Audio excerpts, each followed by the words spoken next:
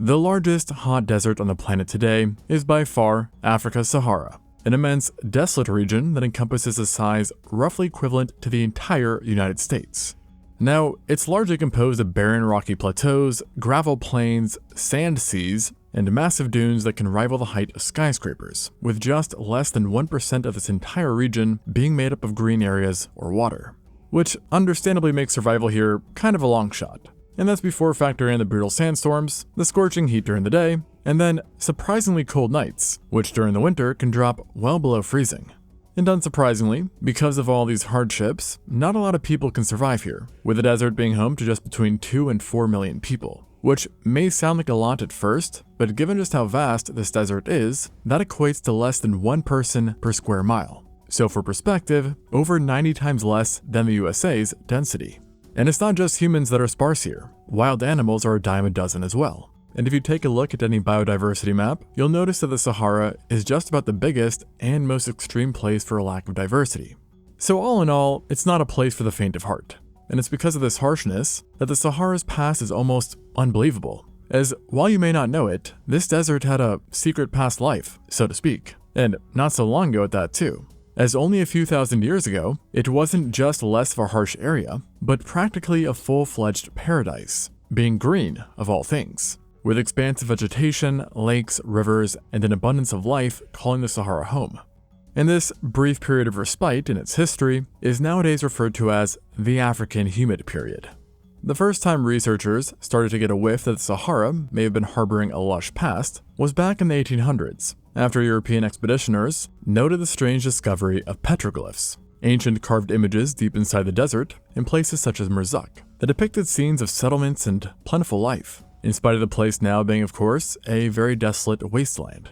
And more such finds were ultimately made going into the 1900s, including a very peculiar piece of art discovered in the Libyan portion of the desert that showed numerous savanna-bound animals that do not exist in the area now, or anywhere close by for that matter. And so all of this led to a green Sahara concept being coined as early as the 1930s. But it wasn't until the late 20th century that more conclusive evidence of a greener Sahara finally came to light, after researchers found signs that numerous large lakes and rivers had existed within the Sahara not that long ago, and which had obviously subsequently dried up.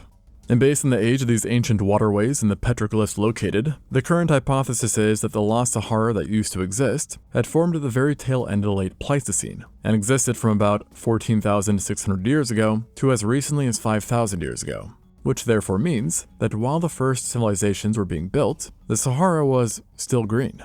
What is pretty interesting though, is that before this period of abundance began, the Sahara was largely like it is now, as during the last glacial maximum, the region was extremely dry, and was somehow even more harsh than the present, being more arid and dusty, leading to a larger range that extended 500 miles or 800 kilometers further south than it does in the present, which therefore means that nearly all of the Sahel was consumed by the desert as well.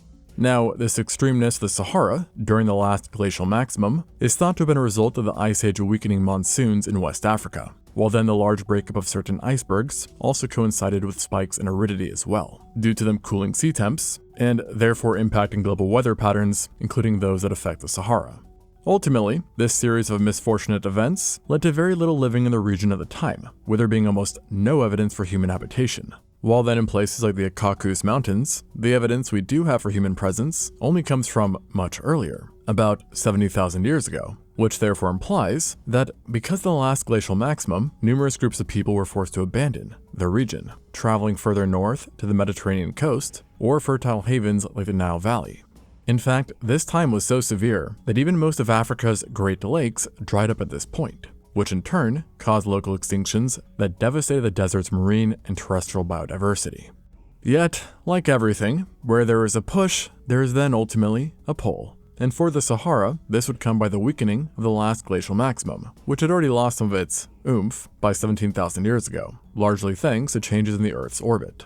And on top of slightly reheating the planet, the changes brought by the last glacial maximum winding down also led to many weather systems changing positions, including the westerlies, which might have brought about the first relief to the Sahara, namely the more northern and mountainous parts of the desert, where there being clear evidence of lakes forming in elevated terrains, which led to the creation of small sheltered oases in what was otherwise a sea of death, or should I say desert of death.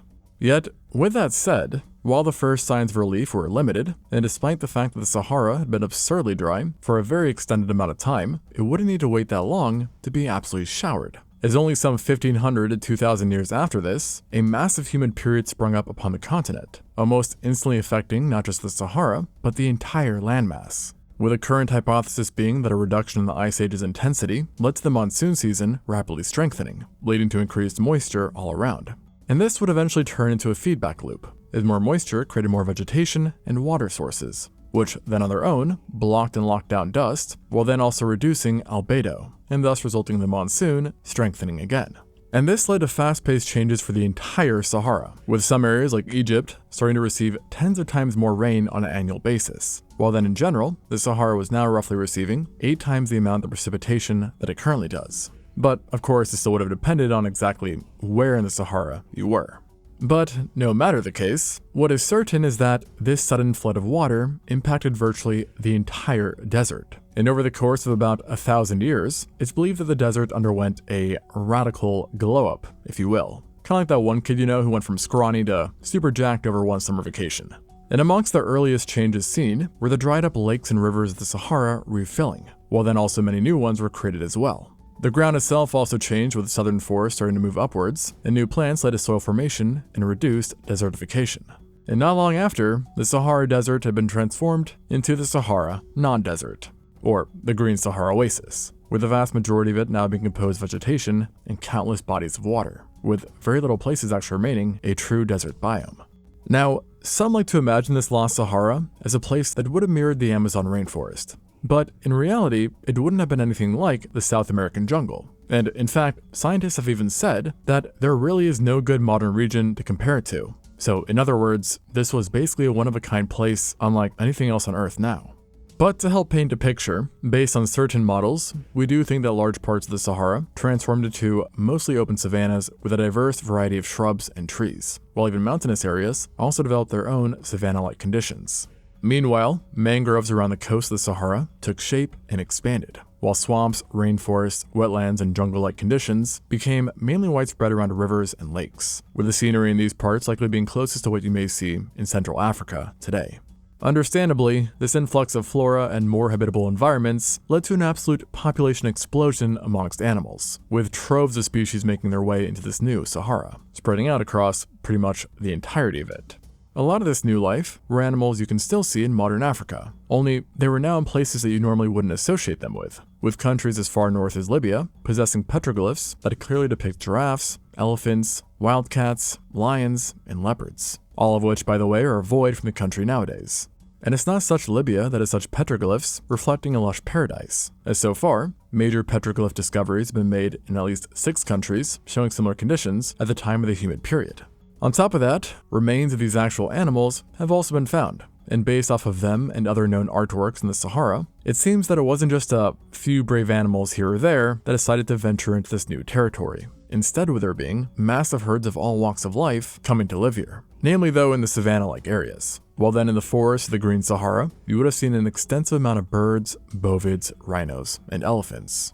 And though, like I said, many animals that called the Green Sahara home are still alive, there were indeed a few that are now relics of the past, having gone extinct.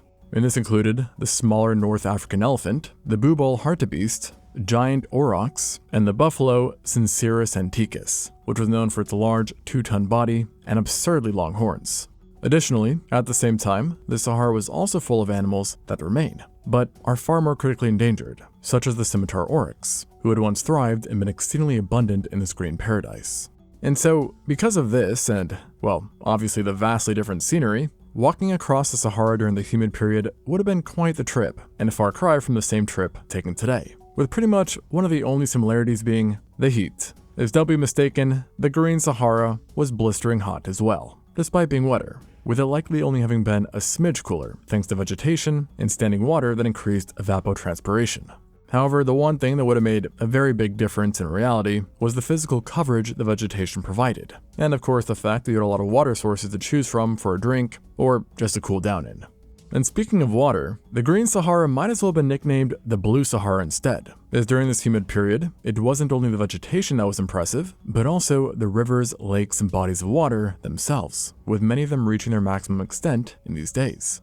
And this included, by the way, the famed Nile River, that increased in size until it was between 2 to 3 times its current size, receiving more than 4 times the annual precipitation, and leading to a much wider river that submerged wide swathes of land, including a large majority of the Nile Valley. And throughout the course of this humid period, the Nile would also experience frequent massive flood events, ones that were so extreme that they would make anything in modern times look arguably laughable, with the river's water level surging more than twice the level seen in Nile floods right before the construction of the Aswan Dam, whose construction led to essentially the stoppage of the river from flooding anymore. Because of how volatile and voracious the ancient Nile floods were, it is often referred to as the Wild Nile period. And during this phase in the river's history, much of Egypt would have been impacted by these flooding events. And it was in fact so bad at times that large swathes of land surrounding the river were simply inhospitable to permanent human populations, leading to this otherwise fertile area being left essentially untouched. Yet, when looking at the bigger picture, it was clear that this expanded Nile did mean a lot more opportunity for life, as it created more diverse and farther-reaching environments compared to the present one, leading to an abundance of aquatic remains being attributed to it, including numerous species of catfish, Nile perches, mollusks, toads, turtles, tilapia, clams, and a much more healthy population of Nile crocs that virtually inhabited every part of the river, opposed to now with their range being far more limited. And though it has never been corroborated by evidence, it is also highly likely during this time that bull sharks could have ventured into the area as well. Now, around the Nile itself, life was plenty too, with large groups of gazelle, hippos, rhinos, buffaloes, hyenas, wildebeest, zebras, elephants, and more calling it home. So in other words, it was a lot like the Serengeti from a fauna aspect, but just much more crazy and chaotic. And even birds might have shifted their migration patterns in response to the Nile's pure bulk. However, even with all of this said, not even the Nile was the Sahara's crowning body of water in this age. No, instead it was a lake that still exists today, but back then was on a whole other level. And this is Lake Chad, a freshwater lake which serves as a junction for Nigeria, Niger, Chad, and Cameroon. It is one of the continent's larger lakes, yet at the time it was far, far bigger, being, should I say, a Mega Chad lake. Get it? Lake Chad, Mega Chad. And I mean this, by the way, literally, as during this part of its history, it was actually known as the Mega Chad Lake, the largest on the planet at the time. At its maximum extent, the Mega Chad might have been 620 miles long and 370 miles wide, submerging the entire Baudelaire Depression and covering up to 8% of the entire Sahara, meaning it had roughly the same surface area as the Caspian Sea. In fact, its sheer size was so grand that the climate in the region was even being influenced by its presence alone, lowering precipitation as you moved more inwards to the center, while then along its edges and surrounding areas, rainfall would have been magnified. Yet, despite stretching out farther than the eye could see, this paleo lake was surprisingly shallow, having a maximum depth of around 600 feet or 182 meters, which obviously isn't anything to scoff at, but it still makes it shallower than all but one of the Great Lakes, Lake Erie, despite having a greater surface area than all of them combined. This said, it was still deep enough for plenty of life, which likely mirrored the fauna seen in the Nile. Although organisms here, primarily the aquatic ones, possibly grew to larger sizes given the deeper waters. While then there is also evidence that bodies of waters with deeper waters, in other words, lakes, served as more permanent locations for herds of terrestrial animals during the Green Sahara. So at the very least, we know that going here would be a safari like no other. But it wouldn't be all that foreign or exotic, as one animal amongst the crowd was a very familiar one, and I'm talking about us. Just like other animals, our species repopulated the Sahara as well, once it moistened up. And boy oh boy, did we repopulate it, with the region turning into an extremely important hub for many different cultures. Now, it's unknown exactly where the first humans in the Green Sahara came from, but it's believed that they started showing up about 1,000 years after the humid period started. And from there, our kind quickly increased, with groups spreading out across the entire region, inhabiting a wide range of environments, from mountain ranges like the Caucasus Mountains, to the shores of ancient paleo lakes and megalakes that once littered the lands. And just as the range was diverse across different groups, so were their homes, with many cultures utilizing caves and rock shelters, while others built more human structures, let's say, typically along the water's edge. And as a result of the sheer widespreadness of people in this time, it's actually the Sahara that holds the highest density of petroglyphs and rock paintings on the entire planet, with each certainly giving us a unique window into what the Green Sahara was truly like. What's also fascinating is that many of the areas known to have been inhabited by humans seem to have been inhabited for exceedingly long times, with some places even showing signs of residency lasting for thousands of years. And a large part of this had to do with the stable water sources that were obviously of utmost importance to numerous, if not all, groups, with many relying heavily on fishery and the overall resources that lakes and rivers provided, leading to some of the cultures of the Green Sahara in fact being referred to as aqualithic, just given their reliance. And with living by them, humans were able to experience such an abundance that some groups even left signs of recreational and leisurely activities in the archaeological record. So, quite a strong sign that life in the Green Sahara could be very good. The transformation of desert into a bountiful land also allowed the people of the Sahara to make substantial progress from a technological standpoint as well. As along with hunting larger animals in the typical fashion, we also see that people began to acquire food through domesticating cattle, goats, and sheep, with the practice becoming widely popular about 7,000 years ago in the Sahara, which then also led to a second and even more pronounced population boom. It was around this time that scientists additionally believe that cultures progressed from the Middle Stone Age to the Late Stone Age, showing refined blade technology, more complex art, and a gradual shift to permanent settlements that relied on farming. And among the many discoveries that have come out of the region, the Green Sahara was also seemingly responsible for some of the oldest cemeteries and ships made by people, which is kind of obvious that they were made by people and, well, not aliens, but you get my point. And this is yet another indication of how well people were doing here. So, in more ways than one, this was the golden age of the Sahara. Yet, like all golden ages, it too eventually had to come to an end, as so is evidently clear by the massive desert that now lies there. But this does then beg the question of, how does something so lush, green, and expansive transform back into a desolate area so quickly? Well, similar to why the Sahara was brutal long ago, and why it became green, it seems again that the answer has to do with climate change. As about 5,500 years ago, the world's orbit changed once again, and the globe saw cooler temperatures arise, leading to the monsoons weakening once more. And as a result, the Sahara started to dry up almost scarily fast, as within a very short time, vegetation started to wither and die, and those oh-so-precious lakes started to shrivel up once again. Now, some researchers believe that this great dying would have occurred from north to south, and that if you had lived in the south, you may have been protected from its effects for an additional couple thousand years or so. But wherever you were, the aridity still came eventually, and as the greenery and lakes vanished, the impacts of this event were only magnified, as wind erosion increased, and so did dust production. This especially included the area around the now shrinking Mega Chad Lake, in the Bodele Basin, which slowly went from blue to a giant pit of dust, what is now also, by the way, the largest single source of dust for the entire planet. And you can bet that while the desert we know of today slowly, or rather quickly, consumed more and more of this paradise, that the region once again experienced devastating local extinctions. Well, then our kind was also greatly impacted as well, with there being a clear shift from abundant, frequent permanent settlements to very few ones, and an increased number of mobile cultures as well. And within as little as 500 years, we had gone from this to basically what you see before you today. It was really that quick. Now, it's definitely sad that the Green Sahara is no more, but you may have noticed by this point that the region seems to go through phases. And as such, it turns out that we might not have to wait that long, geologically speaking that is, for the Green Sahara to be reborn once again, as orbital projections indicate that it can turn back into this lush paradise in as little as 10,000 years.